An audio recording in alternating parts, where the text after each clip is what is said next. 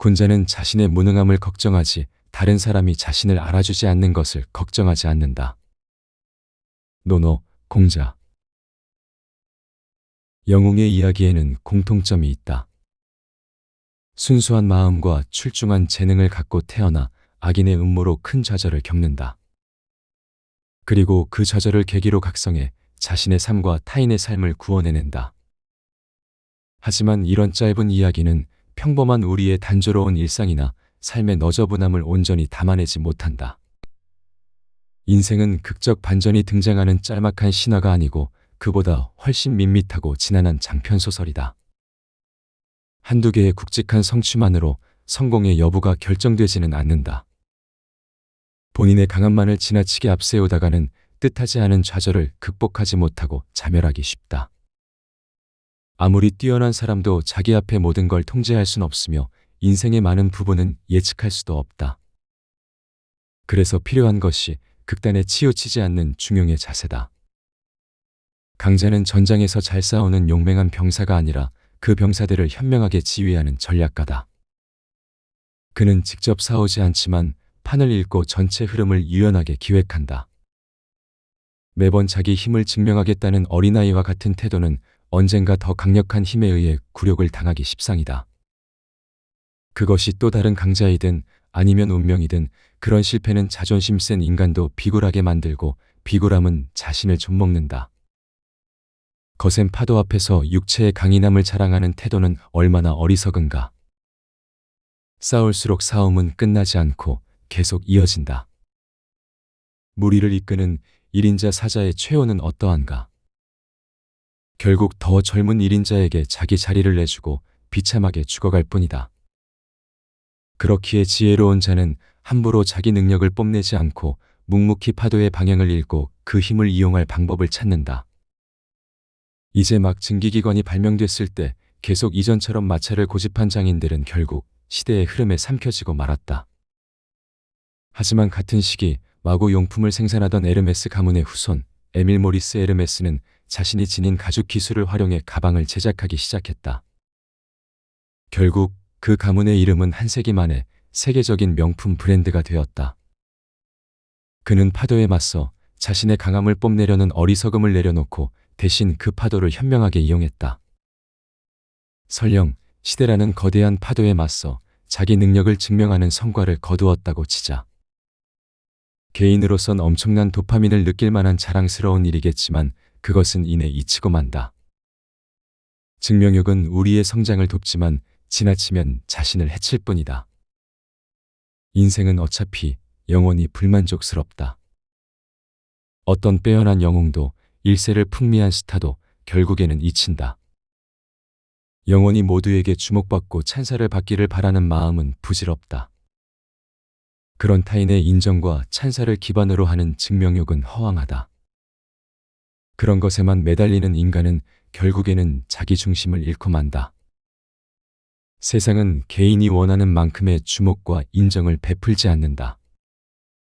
세상의 주인공은 언제나 세상이다. 그렇다면 우리는 어떻게 해야 할까? 강자는 타인에게서 증명을 바라지 않는다.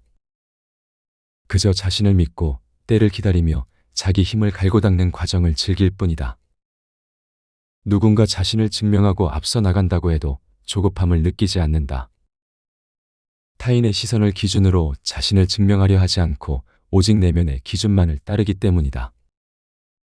타인과 비교하지 않고 오직 과거의 자신과 비교한다. 그렇게 어떠한 상황에서도 본인의 기준에서 한 걸음씩 나아가는 것, 그것이 바로 인간이 갖출 수 있는 최선의 품격이다. 그 과정에서 영광이 전리품처럼 주어질 때도 있다. 그러나 강자는 잠깐의 영광에 집착하지 않는다. 그저 그것을 적절하게 즐기고 다시 다른 이에게 보내줄 줄 안다. 그렇게 묵묵히 계속 나아가다 보면 영광이 다시금 자신을 찾아올 것을 알기 때문이다. 우리는 이런 방식으로 세상에 순응하고 자신만의 도에 입각해 한 걸음씩 앞으로 나아가야만 한다. 타인에게 적개심을 품거나 과시를 하거나 자신을 입증할 필요가 없다. 오직 계속 나아가고 성장하는 여정, 그 자체가 삶의 기쁨을 준다. 타인의 인정이나 찬사는 그저 순간의 성과물일 뿐이다. 삶은 원래 고통스럽다. 저마다 아픔과 불행을 이고 살아가는 개인은 사실 타인의 행복이나 성취를 쉽게 인정하거나 칭찬하지 않는다. 오히려 그에 대해 위화감과 열등감을 더 잘 느끼고 그들의 결점을 찾으려 애쓸 따름이다. 좋아하지 않는 이의 성취를 오롯이 인정할 만큼 인간의 그릇은 크지 않다. 평범한 이들이 모두 성인의 마음을 갖기를 바라는 건 허황한 기대다. 군자는 자신의 무능함을 걱정하지 다른 사람이 자신을 알아주지 않는 것을 걱정하지 않는다. 노노, 공자. 공자 또한 자신의 가치를 스스로 평가하라고 말한다. 인정과 증명을 타인에게 바라면 자신을 올바르게 평가할 권력을 양도하는 셈이다. 당연히 나의 사회적 가치는 낮아지기 십상이다. 인생이라는 과제는 개개인이 부여받은 것이다. 그 소중한 권리를 타인에게 맡겨서는 안 된다. 매 순간 자신의 뛰어난 면모를 세상에 증명하겠다는 마음으로 살아가는 자는 얼핏 용감해 보이지만 실제로는 만용을 부리는 어리석은 자다. 그의 처지는 바람 앞에 촛불과 같다. 자신이 통제할 수 없는 파도의 정중앙에 자신을 밀어넣는 셈이다. 내가 오롯이 통제할 수 있는 것은 오직 나의 마음뿐이고 내가 선택할 수 있는 것 또한 나의 태도뿐이다. 올바르게 나아갈 방향을 설정하고 현실에 적응하면서 계속 나아가는 법을 익혀야 한다. 그 과정을 통해서만이 우리는 최선의 만족을 선물 받을 수 있다. 노자는 이렇게 말한다. 천하는 신령한 기물이라 다스릴 수 없다. 억지로 하면 실패할 것이고 잡으려 하면 놓칠 것이다. 그리하여 만물은 앞서가기도 하고 뒤따르기도 하며 들여 마시는 것도 있고 내뿜기도 한다. 혹 강하기도 하고 약하기도 하며 꺾기도 하고 무너뜨리기도 한다. 그러므로 성인은 심한 것, 사치한 것, 교만한 것을 버린다. 도덕경, 심기. 약자의 프레임. 인간의 뇌는 무려 860억 개의 신경세포가 있다고 한다. 신경세포가 연결되어 있는 구조를 보면 거대한 은하의 모습과도 닮아 있다. 마치 우주가 팽창하는 모습처럼 우리의 방대한 뇌 또한 직간접적인 경험을 통해 실시간으로 새로운 공간들을 계속 만들어낸다. 그런데 우리 뇌는 비우는 일에 능숙하지 않다. 예를 들어 부정적 감정과 기억을 몰아내고 싶어서 그걸 비워야겠다는 강박을 가지면 가질수록 오히려 더 뇌리에 강하게 자리 잡는다. 예컨대 코끼리는 생각하지 말라는 말을 들으면 오히려 코끼리를 머릿속에 떠올리게 된다. 이른바 프레임에 갇힌 것인데 프레임은 부정하면 부정할수록 오히려 활성화된다. 세계적인 인지언어학자 조지 레이코프는 이를 극복하기 위해선 새로운 프레임이 필요하다고 말한다. 즉, 어떤 부정적 감정이나 기억을 몰아내려면 그것들을 머릿속에서 몰아내야지라고 생각하는 것이 아니라 새로운 긍정적인 생각들로 그 위를 덧칠하는 것이다. 부정적인 감정이나 기억은 싸우면 싸울수록 더욱 강력해진다. 과거의 적개심을 품고 그것을 지우고 떨쳐버리고 싶어하는 사람들은 오히려 거기서 벗어나지 못한다. 우리는 과거를 바꿀 순 없다. 하지만 언제나 과거와 현재와 미래를 중첩하며 살아가기에 어떤 현재와 미래를 쌓느냐에 따라 과거를 바라보는 내 시선도 바뀔 수 있다. 지난 시간들을 약자로 힘겹게 살아왔는가? 그렇다면 이제 과거는 그냥 그대로 두고 그 위에 새로운 희망을 덧칠하자. 부정적인 감정을 완전히 청소할 수는 없다. 부정적인 감정을 생각하면 생각할수록 오히려 뉴런은 그것들을 복제하여 확장시킨다. 그러므로 우리는 생각의 관점 자체를 바꿀 필요가 있다. 우리가 원하는 것은 약점을 하나씩 극복하는 것이 아니라 그냥 강자가 되는 것이다. 과거를 잊고 청산하는 게 아닌 오직 현재의 성장을 통해서만 마음의 균형을 되찾고 미래를 내 것으로 만들 수 있다. 우리는 인생이 제 뜻대로 되지 않는다고 느낄 때 괴로움을 느끼고 상처도 받는다. 뇌의 신경세포는 이러한 찰나의 두려움을 더욱 확장시킨다. 자연 속에서 인간은 단 한 번의 위험으로도 목숨을 잃을 수 있기에 우리 뇌는 그런 부정적 경험을 더욱 생생히 오래 기억하게끔 설계되어 있다. 그래서 순간의 작은 상처로 입은 고통과 상실감도 마치 영원히 지속될 것처럼 느끼게 된다. 그렇게 상처받은 이는 다음 같은 행동 패턴을 보인다. 첫째, 어딘가 소속되려 한다. 마음의 상처를 입은 사람들은 재빨리 어디든 소속되어 연결되었다는 느낌을 받기를 원한다. 그리하여 과거의 불안과 고통의 잔상을 지우고자 하는 것이다. 하지만 이러한 감정은 오히려 부정적인 결과로 이어지기 쉽다. 사람들의 삶이 참담할수록 악은 바이러스처럼 재빠르게 퍼져나간다. 제1차 세계대전 이후 독일 국민의 마음은 패배주의와 열등감에 찌들었다. 게다가 천문학적 전쟁 배상금으로 경제적 고난까지 겪게 됐다. 이들의 마음을 위로해 준 것이 바로 위대한 게르만의 부활을 외친 나치였다. 시련의 아픔에 허덕이는 사람은 타인의 어설픈 유혹에도 쉽게 휘둘린다. 얼른 다른 누군가와 연결되어 아픔을 잊기를 갈망하기 때문이다. 물론 이러한 소속감에는 우리의 상처를 위로해주고 치유해주는 긍정적인 효과도 있다.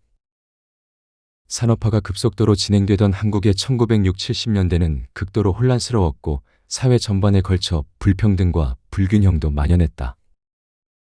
꿈과 욕망을 쫓아 농촌을 벗어나 도시로 온 많은 이가 노동자가 되거나 빈민이 되었다. 그 시기에 가장 큰 호응을 받았던 작품들이 바로 박경리의 토지, 황석령의 장길산, 김성환의 이성계, 이병주의 지리산 같은 대하소설이었다. 도시로 떠났던 빈민 노동자들은 자기의 상처 입은 마음을 달래기 위해 소설을 통해서나마 고향을 찾은 것이다. 둘째, 자꾸만 과시하려 한다. 마음의 상처는 우리를 위축시킨다. 많은 이가 이렇게 움츠러드는 자신을 견디지 못한다. 성미가 급한 그들은 시간이 문제를 해결하도록 두지 못하고 마치 수컷 공작새가 화려한 무늬를 자랑하듯 자신을 한껏 부풀려 마음의 불안을 지우려고 한다. 따로 들으려 하는 사람도 없는데 주변의 목소리를 높이고 애써 강함을 연출한다. 평소에는 온건함을 유지하던 사람도 균형감을 잃고 과시적 행동을 보이는 것이다. 자기 가치에 대한 확신이 강한 사람은 문제가 발생하면 이를 직접 해결하고 조정하려 한다. 지금껏 그런 과정을 통해 성공해왔기에 뚜렷한 행위 동기를 갖고 있다. 그들은 설령 방향이 틀릴지라도 조수석에 가만히 앉아 있기보다 운전대를 쥐는 쪽을 선호한다. 그렇기에 그들은 상처를 받았을 때에도 가만히 있지 않는다. 자신보다 약한 사람을 공격하면서 자기 권위를 살리려 하거나 불필요한 농담을 던지며 영향력을 확인받고 싶어 한다. 아니면 분수에 맞지 않는 소비를 하거나 성과에 조급하게 매달리기도 한다. 초라해진 자신의 모습은 견딜 수 없기에 상황에 맞지 않는 비이성적인 행동을 하는 것이다. 셋째, 계속 변명한다. 어떤 이들은 자신이 초라해진 이유를 외부로 돌리기도 한다. 사람은 자신을 초라하게 만든 우둔한 실수나 비합리적 선택의 원인을 사회나 조직, 상황, 운 등에 전가하며 자신이 무능하지 않다는 걸 확인받기를 원한다. 누구나 자신의 어리석음과 무능을 그대로 삼키는 것은 힘들다. 그렇기에 자신을 지킬 서사들을 곧잘 만들어낸다. 그런 허황한 서사가 위선이라는 걸 본인도 속으로는 자각하고 있으면서도 결국 그것에 의지한다.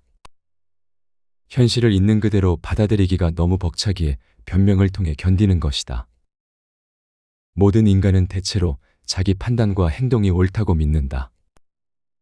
그래서 그런 확신이 부정당할 때 삶의 모든 것이 무너진다고 느끼게 된다. 그렇기에 마음의 상처를 입은 사람의 총구는 대개 자신이 아닌 외부를 조준한다. 위와 같은 세 가지 행동 형식은 마음의 면역 체계가 건강하게 작동하지 못하는 것을 드러내는 약자의 표식이다. 그들은 자신의 상처를 스스로 봉합할 능력을 상실했기에 위와 같은 행동들을 지속적으로 반복하게 된다. 그런데 인간의 눈은 대개 세상과 타인을 강자와 약자, 위와 아래 등 수직적 기준으로 판단해 인식한다. 그렇게 인식하는 것이 수많은 데이터를 소화하는데 훨씬 유리하기 때문이다. 이처럼 사람은 누구나 자신도 모르게 타인을 평가하는 본능을 갖고 있다. 그래서 누군가 마음의 상처를 입고 위와 같은 행동 양식을 보이면 위로해줘야지 하는 생각이 드는 것이 아니라 약해져 있구나라는 생각이 먼저 들게 된다. 그에게 호감 있거나 선한 사람들은 위로를 건네겠지만 그보다 훨씬 많은 이에겐 그저 손쉬운 먹잇감으로 인식될 뿐이다. 따라서 우리는 남에게 약점을 드러내는 것을 매우 조심해야 한다. 만약 상대에게 존중받기를 원한다면 더더욱 말이다. 어렵고 힘든 일이 있을수록 마음의 균형을 유지하는 법을 익혀야 한다. 살면서 상처를 받고 부정적 감정이 생겼다면 그것에 지나치게 매달리거나 단기간에 해소하려고 애쓰지 말라. 궁극적으로 그걸 낫게 하는 것은 시간의 몫이다. 그리고 시간이 그 역할을 해주기 전까지 무너지지 않으려면 부정적인 감정의 크기만큼의 긍정적인 생각을 반대편에 채워야 한다. 마치 저울의 균형을 맞추는 것처럼 말이다. 타인이 그것을 해주기를 바라지 말자. 오직 자기 자신의 힘으로 자신을 돌볼 줄 알아야 한다. 상처를 입을 때마다 자신이 어려움을 뚫고 성과를 이뤘던 경험, 사랑하는 이들과의 아름다운 추억, 앞으로의 해야 할 일과 꿈 등을 생각하며 자신을 격려하고 위로해주자. 복은 구한다고 해서 얻을 수 있는 것이 아니니 즐겁고 활기찬 마음을 갖고 살아가는 것으로 복을 부르는 근본으로 삼을 뿐이다. 또한 화는 피한다고 피할 수 있는 것이 아니니 남을 해치려는 마음을 갖지 않는 것으로 화를 멀리하는 방법을 삼을 뿐이다. 책은담. 자신만의 소명을 찾아라. 내일 지구가 멸망해도 나는 오늘 한 그루의 사과나무를 심겠다라는 말로 유명한 철학자 바흐 스피노자는 1632년 네덜란드 암스테르담에서 포르투갈계 유대인의 아들로 태어났다. 20살 되던 무렵 진학한 라틴어 학교에서 스승의 딸과 사귀었는데 그녀는 그만 다른 부유한 구혼자에게 끌려 그를 배신했다. 스피노자는 큰 상실감에 빠졌지만 절망에 자신을 내주는 대신 철학의 길을 걷기로 결심한다. 우리는 신을 사랑하지만 신으로부터 보상을 기대하지 않는다라는 말로 모든 분노와 상처를 내려놓은 것이다. 그는 평생 철학자로서 신념을 지키며 살았다. 세상에 존재하는 것이 모두 신이다라는 범실론적 시각을 설파하는 바람에 교회의 신문을 받았지만 현실과 타협하지 않았다. 결국 파문을 당해 지독한 가난과 고독 속에서 살게 됐지만 마음은 오히려 평온했다. 그는 학창시절 익혔던 안경렌즈 깎는 일을 하며 생계를 이어갔다. 비록 33살에 발표한 에티카가 종교적 이유로 출판을 거부당하고 소름 끼치는 괴물, 우둔한 악마, 돌아버린 멍청이, 건전한 이성과 학문을 해친 노상강도요 살인자라는 세간의 비난을 받았지만 전혀 개의치 않았다. 묵묵히 자기 할 일을 한 것이다. 훗날 그의 철학을 숭배하고 따르는 이가 늘어나면서 마침내 인정을 얻게 되자 프랑스 왕 루이 14세는 다음에 출판할 저서를 자신에게 바친다면 거액의 연금을 주겠다고 제안한다. 하지만 스피노자는 이렇게 말하며 그 제안을 단숨에 거절한다. 나는 나의 책을 오직 진리 앞에만 바치겠다. 그가 죽기 몇 해 전에는 학자로서 자유와 명예가 보장된 하이델베르크 대학교 교수 자리마저 아래와 같이 거절한다. 저를 움직이는 것은 좀 더 나은 지위에 대한 희망이 아니라 다만 평안에 대한 사랑입니다. 공적인 자리에서 떨어져 있음으로써 저는 제 평안을 유지할 수 있다고 봅니다. 스피노자는 자신에게 가해진 핍박에 좌절하거나 쓸데없이 싸우지 않았고 숱한 증오와 미움을 받으면서도 평정심을 유지했다. 그는 이렇게 말한다. 나는 각자가 자신의 본성에 따라 살도록 내버려 둘 것이다. 따라서 원하는 사람은 자신의 구원을 위해 죽을 수도 있을 것이다. 그러니 나 또한 진리를 위해 살 수 있도록 내버려 두어라. 스피노자는 평온한 관찰자의 시선으로 세상과 자기 삶을 바라보았다. 그는 그렇게 미움과 불운에 삼켜지지 않고 자신만의 꽃을 피워냈다. 외부에서 일어난 숱한 불행과 상관없이 매일 사과나무 한 그루를 심듯 하루하루 충실하게 살았다. 인생은 영원한 불만족의 연속이지만 외부나 타인에게 그것을 채우려 할 때 우리는 오히려 더 큰 불만족을 느끼게 된다. 그래서 강자는 중심을 단단히 잡고 할 일을 차분히 해나가는 과정을 통해 자신만의 낙원을 찾는다.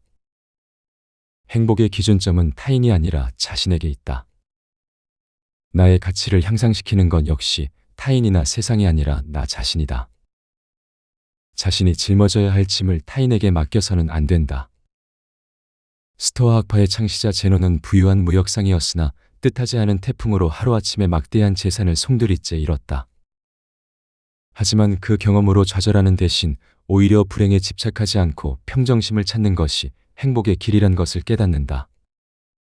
후기 스토아 학파의 대표적인 철학자 에픽테토스 역시 30살까지 고통과 굶주림 속에서 살아가던 절름발이 노예 신세였으나 그런 상황 속에서도 자신의 정신만큼은 자유로울 수 있다는 진리를 깨닫고 철학 공부에 매진했다. 그리고 마침내 자유가 주어졌을 때 그는 황제의 존경을 받는 철학자로 다시 태어날 수 있었다. 공자도 마찬가지다.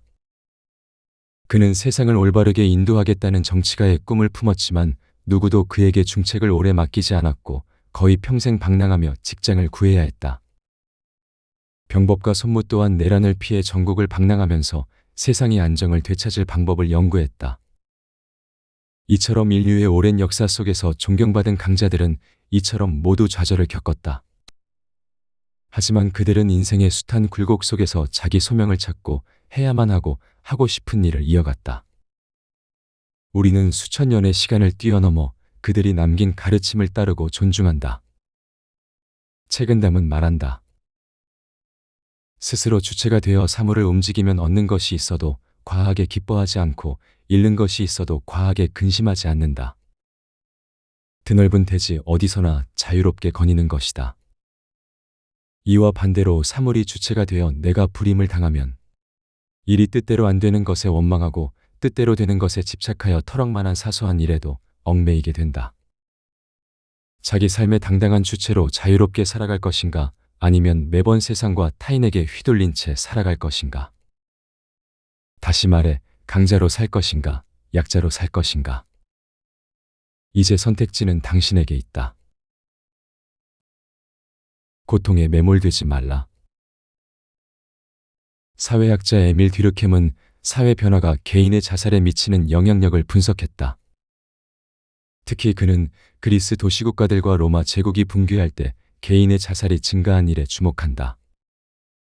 거대한 사회 시스템이 급변할 때 자살률도 급증하는 이유가 뭘까? 천재지변을 겪거나 사회 시스템이 붕괴되면 개인은 자기 의지대로 행동할 수 없다. 그렇게 나약해진 개인은 삶에 대한 통제권을 잃어버리고 무력감에 빠져 자살률이 올라가는 것이다. 듀르켐은 전 세계적으로 이런 아노미적 자살이 점점 더 증가하리라 예언했다. 국가, 민족, 종교, 가족 등 개인에게 영향을 미치는 집단과 사회 규범이 느슨해지는 흐름은 개인을 더 자유롭게 만들 것 같지만 결과는 반대다. 과도한 자유 속에서 개인은 끊임없이 욕망을 추구하다가 끝내 실현되지 않는 욕망에 지쳐 환멸과 허무감에 매몰되기 때문이다. 인터넷과 SNS가 극도로 발전되어 전 세계 모든 사람이 연결되어 있는 모습은 어떤가? 우리는 24시간 언제 어디서든 타인과 연결되어 있지만 동시에 누구와도 깊은 관계를 맺는 데에는 어려움을 느끼고 있다. 공동체의 붕괴, 연결의 붕괴로 생긴 자유는 개인을 자유롭게 만드는 게 아니라 오히려 고립으로 몰아넣고 있다. 이런 세상에서 살아남고 진정으로 자유롭기 위해서는 단단한 내력이 필요하다. 여기서 내력이란 연대를 구하되 고립을 두려워하지 않는다라는 자세로 사는 것을 말한다. 사림이 나물 뿌리만 씹어먹고도 살 수 있다면 세상 모든 일을 이룰 수 있다라는 송나라 유학자 왕신민의 말에서 제목을 딴 책은 담은 동양 선비들의 마음 수양록이다. 저자인 홍자성은 이렇게 말한다. 하늘이 내 몸을 수고롭게 한다면 나의 마음을 편안히 하여 수고로움이 도움이 되게 만들고 하늘이 내 처지를 불우하게 하면 나의 도를 형통하게 하여 불우함을 뚫고 나가니 하늘인들 나를 어찌하겠는가. 외부에서 어떠한 일이 벌어지든 흔들리지 않고 순응하고 낙관함으로써 자신을 보호하는 것이다. 외부의 변화는 우리 힘으로 어쩔 수 있는 것이 아니지만 그것을 마주하는 내면의 단단함은 기를 수 있다. 예컨대 사회가 아노미적으로 변하는 것은 개인의 힘으로는 도저히 막을 수가 없다. 하지만 그런 변화에 좌절하거나 휩쓸리는 대신 우리는 내면의 규율을 단단히 다짐으로써 거기에 대처할 수 있다. 우리가 딛고 있는 땅이 흔들릴수록 자신만의 질서와 루틴을 만들고 어떤 상황에도 흔들리지 않고 그것을 따를 수 있는 단단한 정신과 육체를 단련해야 한다. 오늘날 세상은 하루가 달리 빠르게 변한다. 그런 급격한 변화의 급류에 휘말리지 않으려면 일상의 고정적인 요소인 질서와 루틴을 세우는 것이 필수다. 그것들은 어떤 혼란스러운 상황에서도 우리가 묵묵히 해야 할 일들을 선물해 준다. 어떤 충격을 받았을 때 그것에 매몰되지 않도록 도와줌으로써 궁극적으로 그 충격을 견디게 해준다. 삶의 중심을 잡는 감각을 익히게 해주는 것이다. 구체적으로 운동이나 산책도 좋고 독서나 명상도 좋다. 특히 몸을 사용하는 운동을 루틴으로 갖는 건 매우 좋다. 신체적 능력의 향상은 균형적인 호르몬 분비를 도와서 우리가 좋은 방향으로 나아간다는 느낌을 선물한다. 매일 운동하는 습관이 있는 사람은 대체로 자신이 올바른 삶의 방향을 잡고 있다고 느낀다. 매일 꾸준히 성장하고 앞으로 나아간다는 느낌은 종종 현실에서 부정적 상황을 마주하더라도 결국에는 모든 상황이 차차 나아질 것이라는 낙관론을 갖게 한다. 이 세상의 많은 일은 1 더하기 1은 2의 논리로 굴러가지 않는다. 때로는 1 더하기 1이 0이 되기도 하고 1 더하기 1이 10이 되기도 한다. 하지만 운동만큼은 대체로 1 더하기 1은 2의 논리가 잘 지켜진다. 운동의 효과는 몸을 움직이는 만큼 배신하지 않고 정직하게 몸으로 나타난다. 이처럼 자기 육체를 통제하고 향상시키는 과정은 노력의 효용을 믿게끔 만든다. 격한 운동을 마치면 심장은 방망이 질치며 살아있다는 실존 감각을 생생하게 느끼게 해준다.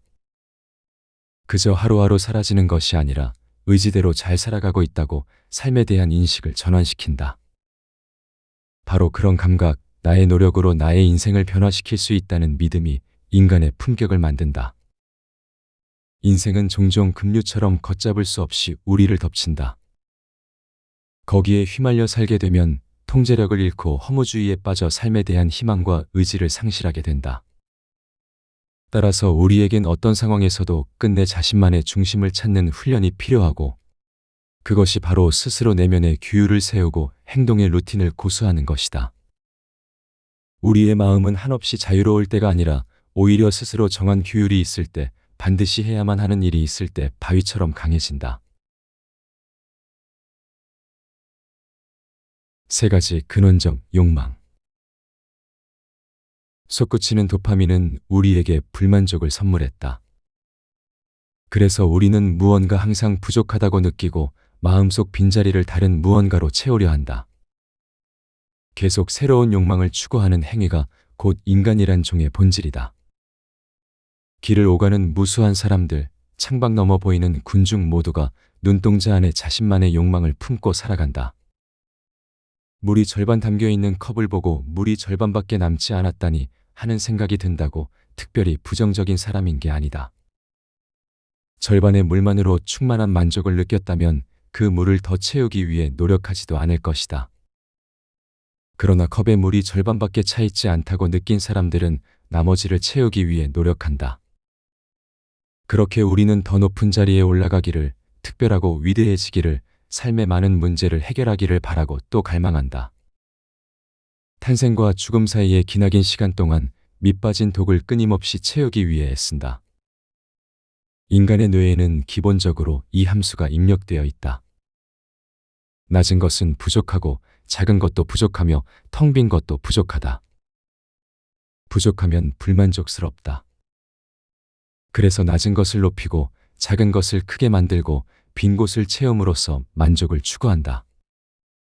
상승, 팽창, 균형. 이것이 우리가 원하는 것이며 평생토록 추구하는 욕망들이다. 첫째, 상승 욕망. 그리스 신화에서 뛰어난 발명가였던 다이달로스는 미노스 왕의 미움을 사서 아들 이카루스와 함께 자신이 만든 미궁에 갇히고 만다. 그들은 탈출하기 위해 날마다 새의 깃털을 모았고 이내 하늘을 날 수 있는 큰 날개를 만들었다. 다이달로스는 하늘을 날기 전 아들에게 신신당부한다. 너무 멀리 날면 안 된다. 태양열에 밀랍이 녹아버리고 말게야. 하지만 하늘을 나는 기분에 심취했던 이카루스는 더 높이 날아서 태양에 가까이 다가가려다 마침내 밀랍이 녹아서 지상으로 떨어져 죽고 말았다. 이 신화는 인간의 향상력이 얼마나 통제하기 어려운지 말해준다. 우리는 온갖 고난을 기꺼이 맞으며 심지어 죽음의 위험을 무릅쓰고서라도 더 높이 올라가려 한다. 올림픽에 참가하는 운동선수들이 4년간 식단을 조절하고 땀을 흘리는 이유는 월계관을 쓰고 메달을 따기 위해서고, 직장인들이 야근과 주말 근무까지 하며 성과를 내려는 이유는 빠르게 승진하기 위해서다. 이처럼 수직적인 상승 욕망을 가진 이들은 자신과 결부된 모든 숫자를 높이고자 한다.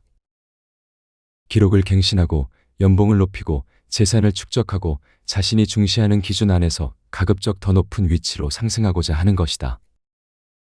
이들은 꾸역꾸역 각자의 피라미드를 오르는 데서 삶의 보람을 느낀다. 사회의 많은 부분은 이처럼 수직 구조로 이루어져 있다. 인간은 어딘가로 올라가고 과거보다 현재가, 현재보다 미래가 조금씩 더 나아지는 기분이 들 때 안정감을 느낀다. 향상력에 따른 욕망의 구조가 인류의 눈부신 발전을 이룩한 기틀이 된 것이다.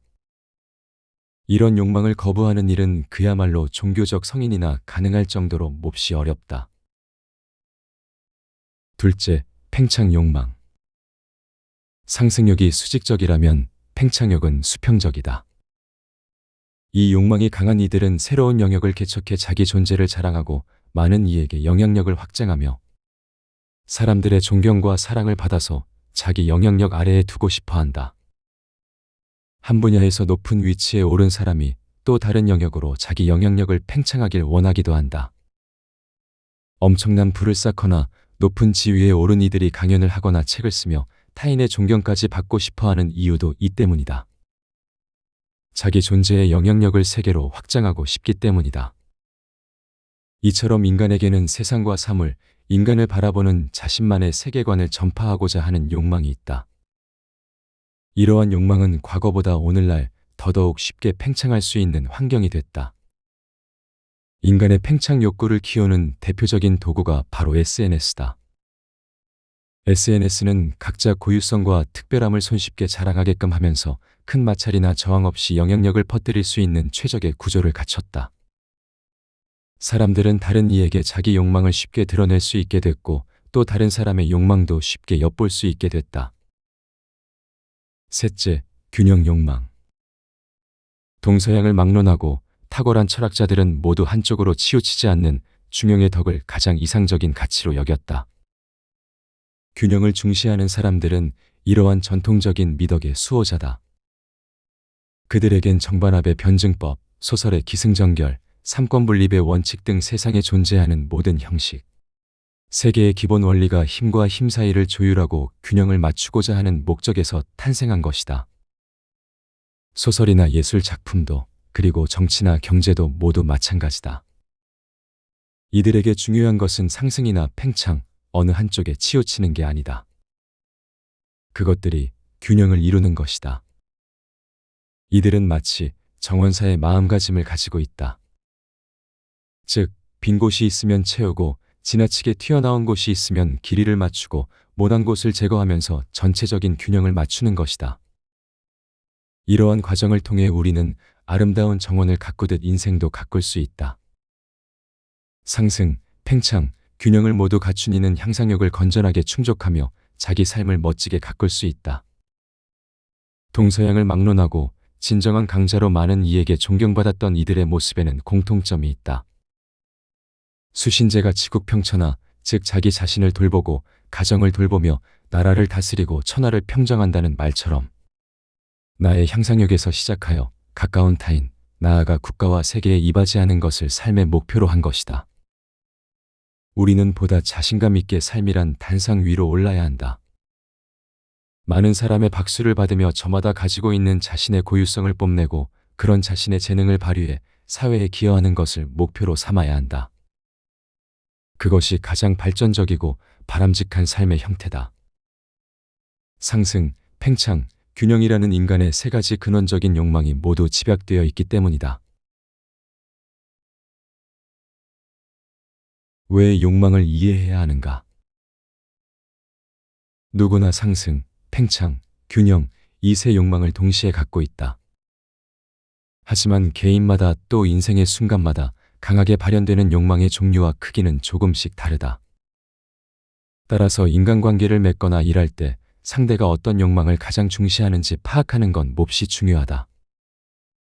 그 도드라진 부분을 정확히 공략할 때 그가 내 말에 귀를 기울일 것이기 때문이다. 예컨대 상승 욕망이 강한 이들은 다른 이들을 압도하는 힘과 지배력을 갖는데 관심이 많다. 그들은 정해진 체계를 지키고 그 안에서 높은 위치에 오름으로써 자기 영향력을 높이는 데 관심이 있다. 이들은 조직의 훌륭한 구성원으로서 대개 자신의 노력과 열망을 통해 우수한 성과들을 축적해왔다. 또한 그렇게 쌓아온 성과를 자신의 자부심으로 삼는다. 한편 팽창 욕망이 강한 사람은 자기만의 고유한 패턴을 드러내기를 원한다. 그에게 세계는 수직적이라기보다 수평적이다. 특정한 체계 안에서 높은 위치에 오르는 것보다는 자신만의 뚜렷한 영역을 개척하는 편을 선호한다. 이들은 기존의 체계에 순응하기보다는 새로운 체계를 만드는 데 더 관심이 있다. 마지막으로 균형 욕망이 강한 사람은 되도록 자기 삶에서 큰 문제가 발생하지 않게끔 위험 인자를 제거하고 당면한 문제들을 해결하는 데 주된 관심이 있다. 누군가의 유별난 면모나 세상의 모순조차 담담히 받아들이며 자신이 속한 집단이나 조직, 가정을 평안하고 온화한 분위기로 만들고자 한다. 이러한 세 가지 근원 욕망은 사람마다도 다르지만 한 사람 안에서도 세월의 흐름에 따라 변한다. 예컨대 상승에 대한 무구한 동경으로 자신이 속한 특정 체계 안에서 최고가 되기를 원했다가 좌절한 사람은 자신만의 새로운 영토를 찾아 떠날 수 있다. 또한 그 과정에서 어떤 새로운 경험을 통해 사고관이 바뀌어서 그저 현재에 만족하고 자신을 둘러싼 모든 것이 평온하기를 바라는 사람이 될 수도 있다. 나이키의 창업자 필 라이트는 어땠을까? 나이키의 창업자라고 하니 평생 도전과 모험을 즐기는 타고난 사업가였을 거라 추측하기 쉽다. 하지만 젊은 시절에 그는 빠른 기록과 높은 순위를 꿈꿨던 육상 선수였다. 하지만 그에겐 문제가 있었으니 타고난 재능이 부족했다. 꿈과 현실의 괴리에서 큰 실패를 맛봤지만 그는 좌절하지 않았다. 오히려 세상 사람들의 평가나 손가락질에 신경 쓰지 말자고 다짐하며 일본에서 만들어진 러닝화를 미국에 수입하는 사업을 기획했다. 1964년 그는 가족의 만류에도 불구하고 무작정 일본으로 건너갔다. 그들은 아식스에게 거래를 제안했고 그들의 신발 메이커 중 하나인 오니츠카 타이거 신발 200켤레를 사들였다. 그리고 제대로 된 상점도 없이 트럭에 신발을 싣고 다니며 제품을 판매했다. 이것이 오늘날 나이키 제국의 초석이 됐다. 나이키를 오늘날 세계에서 가장 영향력 있는 스포츠용품 회사로 만든 뒤 필은 70 중반의 나이에 경영 일선에서 물러났다. 그리고 여든이 훌쩍 넘은 지금까지 자기 고향 오리건주를 위한 공헌 활동과 기부 활동에 주력하고 있다. 가족과 많은 시간을 보내며 젊은 시절 배우고 싶었던 소설 창작 수업을 스탠포드 대학교에서 듣기도 했다. 그의 삶을 어떻게 정의할 수 있을까?